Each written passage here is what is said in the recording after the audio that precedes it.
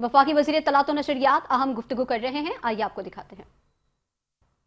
तो इंशाअल्लाह ताला अच्छी उम्मीद रखनी चाहिए कि एक अच्छा बजट होगा, और वज़ीर आज़म हमेशा जो बात करते हैं वादा पूरा करते हैं, तो अल्लाह खैर करेगा इंशाअल्लाह। तो अपोजिशन ने एहतजाज का ऐलान किया, उसको कैसे देखिए, अपोजिशन ने पीछे बड़ा अच्छा किरदार अदा किया इस जंग के अंदर, और ये जो भारतीय जारहियत थी उसमें, और मैं समझता हूँ कि उनको अब ये एक इकॉनमी भी बात करनी चाहिए। कल मुझे डिसअपॉइंटमेंट हुई उनकी प्रेस कॉन्फ्रेंस देख के कि उनके पास इकोनॉमिक फैक्ट्स एंड फिगर्स नहीं थे, और वो ज़ातियात पे बात कर रहे थे कि जी फलां फलां है और फलां फलां है।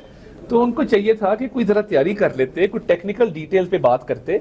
तो अपोजिशन के पास इस बजट के हवाले से कोई बात है नहीं करने को तनकीदी, तो इसलिए वो अब तरह तरह के बहाने हीले ढूंढ रहे हैं। अच्छा सर, जो मार्क का हक है उसके बाद थोड़ा सा डिफेंस बजट पे इतना फर्क पड़ा है, तो माली डिसिप्लिन बरकरार रहेगा या कर्जे मजीद बढ़ेंगे? नहीं, देखिए, मैं तो समझता हूँ कि फाइनेंशियल डिसिप्लिन ही है कि हम डिफॉल्ट के दहाने से उठ के एक ऐसी जगह पे आए हैं जहाँ पे अब स्टेबिलिटी और ग्रोथ की तरफ मामला जा रहा है।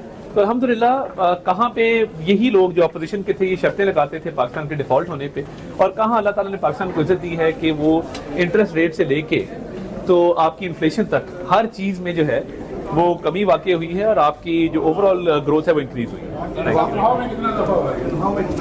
मैं तो समझता हूँ कि वज़ीर आज़म साहब अच्छे वादे करते रहे हैं, अच्छी उम्मीद रखनी चाहिए।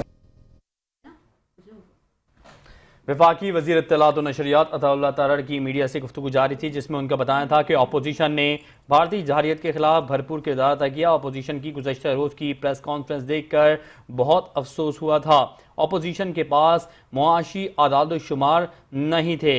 अता तारड़ का मजीद कहना था कि अपोजिशन के पास तनकीद के लिए कुछ नहीं, हीले बहाने ढूंढ रहे हैं। अपोजिशन को चाहिए था कि वो बजट के हवाले से कुछ तैयारी कर लेते।